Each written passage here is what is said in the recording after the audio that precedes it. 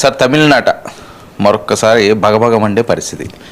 Junior Stalin dialogues target Vijay త్రిషగా ఆయన మాట్లాడడం, అరెస్టు, హై టెన్షను, గతాలు మళ్ళీ పునరావృతం అవుతున్నాయి. వాళ్ళ తాతల దగ్గర నుంచి వచ్చిన నేపథ్యం అవుతుంది. అప్పుడు జయలలిత వర్సెస్ కరుణానిధి మళ్ళీ ఎందుకు ఈ రకంగా జూనియర్ చేస్తున్నాడు. స్టాలిన్ టైంలో అయితే పెద్దగా ఇలాంటివి అంత ఎక్కువగా లేని పరిస్థితి చూసాం మనం.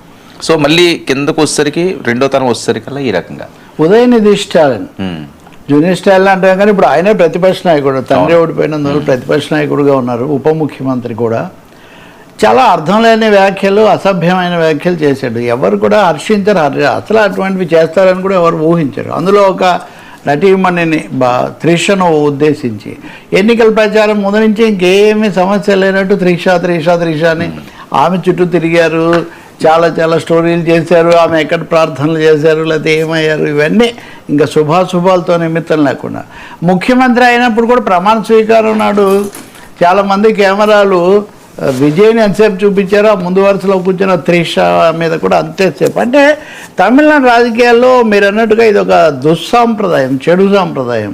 వ్యక్తిగత విషయాలు తీయటము, కుటుంబాల గురించి చెప్పడము, భార్యల గురించి వాళ్ళ మీద ఏదో చెప్పడం, దానికోసం ఒక పెద్ద నెట్వర్క్ ఉంటుందండి.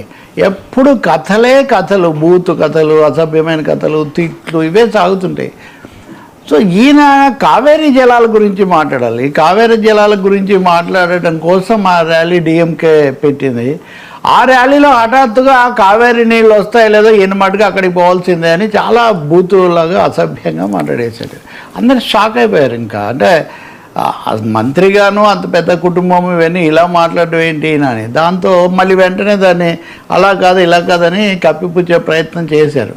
దీన్ని విజయ్ మంత్రివర్గ సభ్యులనండి, అభిమానులు, టీవీకే పార్టీ వాళ్ళు చాలా సీరియస్గా తీసుకున్నారు.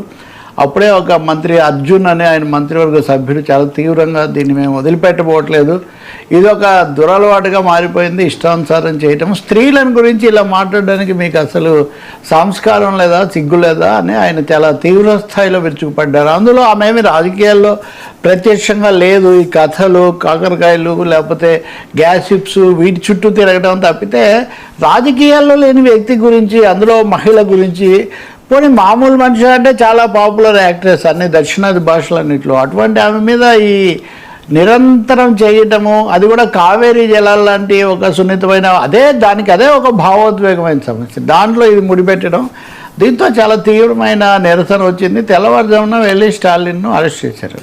డిఎంకే వాళ్ళే కాదు టీవీకే వాళ్ళే కాదు అన్ని పార్టీలు కూడా ఇది సరికాదన్నారు. అయితే అరెస్ట్ చేయాలా వద్దా? ఇప్పుడు అరెస్ట్ చేశాక వాళ్ళు హైకోర్టులో యాంటిసిపేటరీ బెయిల్ అడిగారు. ఇప్పుడు కోర్టు విచారణ చేస్తుంది అర్జెంటుగా వినడానికి న్యాయమూర్తి గారు ఒప్పుకొని. కానీ ఒక్కసారిగా దేశం బగ్గుమంది. తమిళనాడులో మళ్ళీ ఎందుకు ఈ వికృత సంస్కృతి, ఈ బూతుల సంస్కృతి, మహిళలను కించపరిచే సంస్కృతి వచ్చిందని అందరూ ఒకసారిగా నివ్వెరపోతున్న పరిస్థితి. తమిళనాడులో లాగే చేయాలని కొంతమంది ఇతర చోట్ల ఈ మధ్య కూడా తెలుగు రాష్ట్రాల్లో తిట్లు, మహిళలు వచ్చినప్పుడు అనేక సార్లు మనం ఆ వాతావరణం అది తీసుకురావద్దు అని అనడం కూడా మనం విన్నాం. ఇదే కాకుండా ఈ అరెస్ట్లో అర్ధరాత్రి అన్నది కూడా మళ్ళీ వాళ్ళకి అదొక అలవాటు, వ్యక్తిగతమైన అంశాలు, కుటుంబాలు.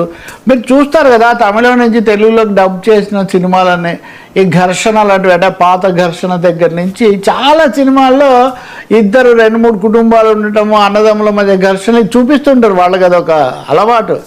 అందులో ఆ క్రమంలో తీవ్రంగా జయలలిత లాంటి చాలా పాపులర్ హీరోయిన్, ముఖ్యమంత్రి, ఆమె తిరుగు లేకుండా అధికారం చెలాయించారు. ఆరోపణలు, అవినీతి అది వేరే, కానీ వ్యక్తిగా ఆమెకు అసాధారణమైన అభిమానం ఉండేది. కానీ జయలలితను గురించి ఎన్నిసార్లు నిజంగా మాట్లాడుతూ వచ్చారు వాళ్ళ పార్టీ వాళ్ళే.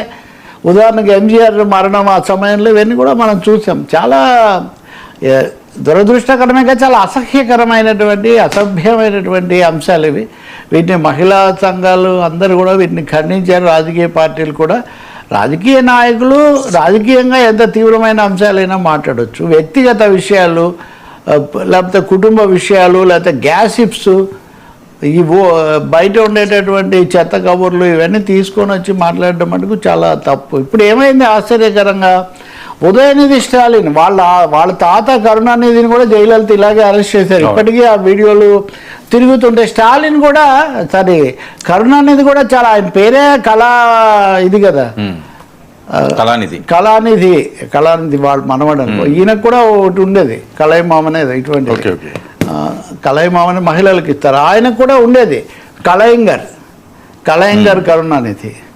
ఆయన కూడా నోరు జారీ జయలలితనేది అనేసరికి అది చాలా దుమారానికి దారితీసింది. అప్పుడు చాలా సందర్భాలు ఇటువంటివి చూసాం. కానీ ఉదయనిధి స్టాలిన్ విషయానికి వస్తే, ప్రభుత్వం ఉన్నప్పుడు ఉదాహరణకి ఈయన సనాతన ధర్మం అది కాదనేది అన్నప్పుడు బీజేపీ వాళ్ళు చాలా ఇచ్చేశారు. అలాగే బీజేపీ నాయకులు కూడా కొంతమంది ఎన్నికల ప్రచారం క్రమంలో త్రిష మీద వ్యాఖ్యలు చేస్తే దుమారం వచ్చిన తర్వాత వాళ్ళు వెనక్కు తీసుకున్నారు, ఇది చాలా తప్పు అని చెప్పారు. ఇప్పుడు చాలా ఆశ్చర్యకరంగా బీజేపీ కూడా టీవీకేను సమర్థిస్తుంది. డిఎంకే ఇలా మాట్లాడి ఉండకూడదు, ఇది చాలా తప్పు, వీళ్ళు ఇలా మాట్లాడడం అని. అందుకని ఇప్పుడు చాలా కాలంగా ఈ అసభ్య పదాలు, బూతులతో తిట్టుకోవడాలు, లేకపోతే మహిళలను కించపరచడం అనేది ఒక జాతీయ సమస్యలాగా ఇది మారిపోతూ ఉన్న పరిస్థితి. తమిళనాడు లాంటి చోట దక్షిణ భారతంలో చాలా కీలకమైన చోటు కదా, దీని పరిణామాలు ఎలా ఉంటాయి. కానీ పశ్చాత్తాపం లేదు, ఏదో పొరపాటున అన్నాము అట్లా. నేను ఎవరిని వ్యక్తిగతంగా అనలేదు, నా ఉద్దేశం అది కాదు అని సమర్థన కోసమే పాకులాడుతున్నారు. రెండవది సాంకేతికంగా బయలేలా తెచ్చుకోవాలని ఆలోచిస్తున్నారు. కానీ అసలు ఒక మహిళ పేరు, ఈ వ్యవహారంతో సంబంధం లేని వాళ్ళ పేర్లు ఎందుకు తీసుకొని రావాలి? మనం తెలంగాణలో, ఆంధ్రప్రదేశ్లో కూడా చూసాము, రకరకాల నాయకులు వాళ్ళ భార్యలు లేకపోతే వాళ్ళకి సంబంధించిన వాళ్ళ పేర్లు తీసుకురావటము, కథలు వదలటము, పుకార్లు సృష్టించడం, ఇటువంటివి. ఈ దుష్ట సంస్కృతి అనేది కొనసాగితే మటుకు చాలా రాజకీయం అన్నదానికి అర్థమే లేదు. ప్రజాస్వామ్యంలో విషయాలు మాట్లాడండి.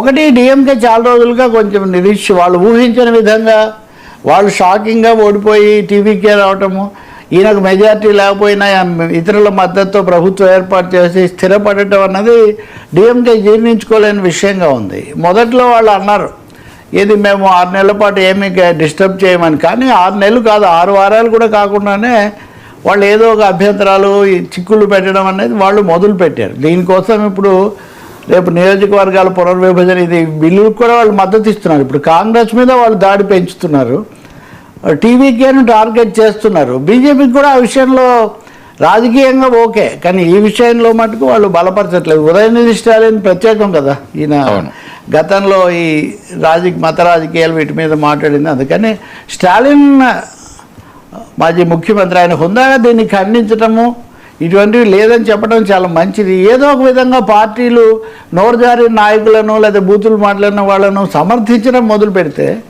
ఈ విశ్వ సంస్కృతి కొనసాగుతుంటుంది. సరే, సౌత్లోనే ఈ రకమైన ఈ వాతావరణం కనిపిస్తుంటుందా సార్? నార్త్లో కూడా ఇదే పరిస్థితి ఉంటుంది. ఎందుకంటే సౌత్ అంశం ఎత్తున్నానంటే పవన్ కళ్యాణ్ గారు అవనియండి, లేకపోతే జగన్మోహన్ రెడ్డి గారు అవనియండి, చంద్రబాబు నాయుడు గారు అవనియండి, మళ్ళీ మహిళలను తీసుకురావడం, వాళ్ళు భార్యలను తీసుకొచ్చి మాట్లాడుతున్న నేపథ్యం. అవును, అది ఖచ్చితంగా ఒక విధంగా సౌత్ అన్నప్పుడు దక్షిణాదికి తమిళనాడు, అక్కడ సినిమా, రాజకీయము, సంస్కృతి, వీళ్ళందరూ అక్కడి నుంచి వచ్చిన ఇది నేపథ్యం. పక్కనే చిత్తూరు జిల్లా, ఇదంతా ఇది నిస్సందేహంగా దక్షిణాదిని ఇది ఎక్కువగా ఉంది. ఉత్తరాదిలో ఇంకో విధంగా వాళ్ళు తిట్టుకుంటారు. ఉత్తర దక్షిణ సమస్య కంటే ఈ చౌకబారు పేపరాజీ అంటారు పశ్చిమ దేశాల్లో.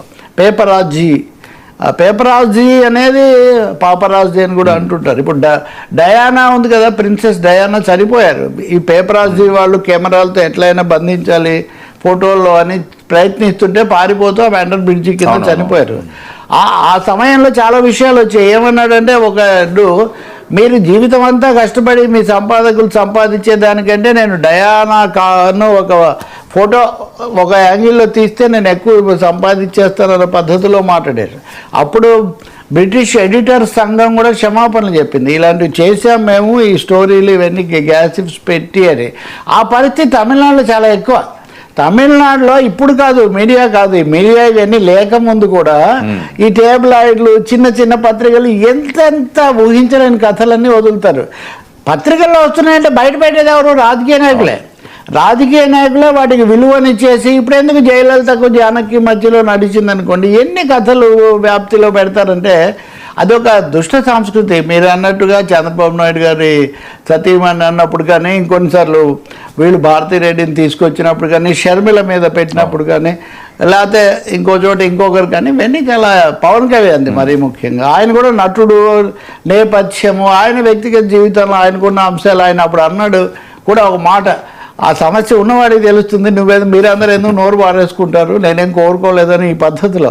సో పవన్ కళ్యాణ్ కూడా 1-10 సార్లు ఈ అంశాలు రాజకీయంగా విమర్శించండి, మత రాజకీయాలు వద్దనండి, లేకపోతే ఇంకొకటి అనండి.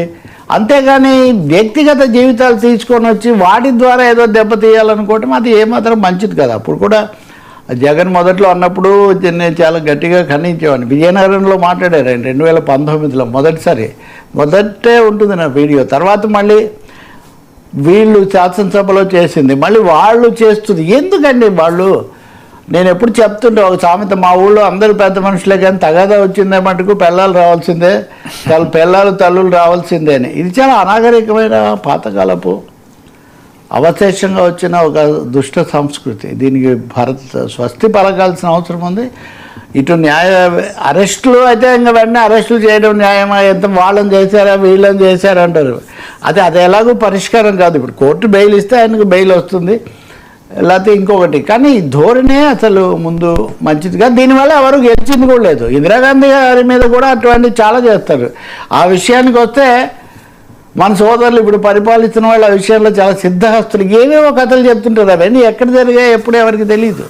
నెహ్రూ గారు ఎవరిని ప్రేమించారు, లేదా వీళ్ళు ఎవరు, ఇవే కథలు. ఎప్పుడు నెహ్రూ చనిపోయాడు ఇంకా ఆ కథలు, నెహ్రూ కథలే ఇంకా మానేలేదు.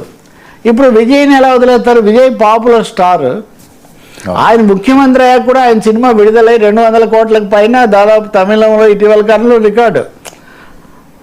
త్రిష అనుకోకుండా ఆమె కూడా చాలా పాపులర్ యాక్టర్. అందరు తెలుగు హీరోలతో నటించారు, అన్ని దక్షిణాది భాషల్లో నటించారు, కనబడుతుంటారు. ఆమె పబ్లిక్ లైఫ్లో కనబడద్దని మీరెవరండి శాసించడానికి? ఇప్పుడు త్రిష ఇంటి దగ్గర గడుపుతూ ఉంటారని మీరెవరు చెప్పడానికి? అసలు ఎవరింటికి ఎవరు వెళ్తారు, ఎవరితో ఎవరు మాట్లాడతారన్న విషయం చెప్పడానికి అన్నది ఇక్కడ రాజకీయాలకు దానికి ఏం సంబంధం అన్నది చాలా పెద్ద ప్రశ్న. త్రిష కావచ్చు, ఖుష్బు కావచ్చు, జయలలిత కావచ్చు, ఇంకో చోట ఇంకొకరు కావచ్చు, ఇష్టానుసారం ఆ రెఫరెన్సెస్ ఇవ్వడానికి, వాళ్ళను కించపరచడానికి. అదే అన్నారు అర్జున్ అనే టీవీకే మంత్రి, మీ కుటుంబ సభ్యుల గురించి లేదా అది కూడా ఇబ్బంది అనిపిస్తుంది. వాళ్ళు అన్నారు కాబట్టి మళ్ళీ అనొచ్చు, అది సమస్య కాదు. కానీ ఎవరిని అన్నా కానీ ఇదే ఉంటుంది, అందరూ మనకు సంబంధించిన వాళ్ళే అన్న విధంగా చూడాలి కదా. కాబట్టి తప్పకుండా ఇది దురదృష్టకరం. ఇంకోటి చూడండి, విజయ్ ముఖ్యమంత్రి అయ్యాక చేసిన సమీక్షలు అవి మొత్తం మీద ఏదో నెట్టుకొచ్చాడు, బాగానే ఉంది, కొంచెం కొత్త వాడైనా అని అందరూ అనుకున్నారు.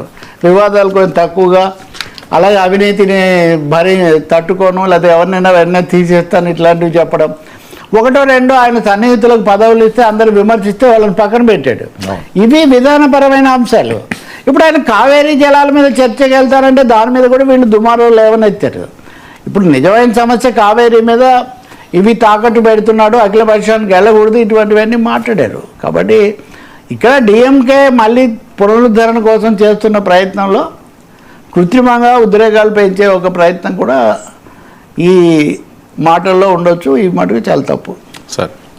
ఈ హై టెన్షన్ కూడా దీని ఆధారంగా టెన్షన్ పెంచడం మరొక సమస్య తమిళనాడులో. ఇప్పుడు ఐఏఎస్ల మీద దాడులు, జర్నలిస్టుల మీద దాడులు చాలా చూసాం కదా. ఇప్పుడు టెన్షన్ వస్తుంది. ఇప్పుడు డిఎంకే వాళ్ళు ఒక అంశం దొరికిందని వీధుల్లోకి వచ్చి వాళ్ళు గొడవలు ప్రారంభించారు. ఇవి ఎక్కడికి పోతాయి? ప్రభుత్వం ఎలా రియాక్ట్ అవుతుంది? ఇవన్నీ సమస్యలు. కాబట్టి ప్రశాంతంగా ఉండటము, చట్టబద్ధంగా వ్యవహరించటము, సంస్కారంగా సారీ చెప్పడం దీనికి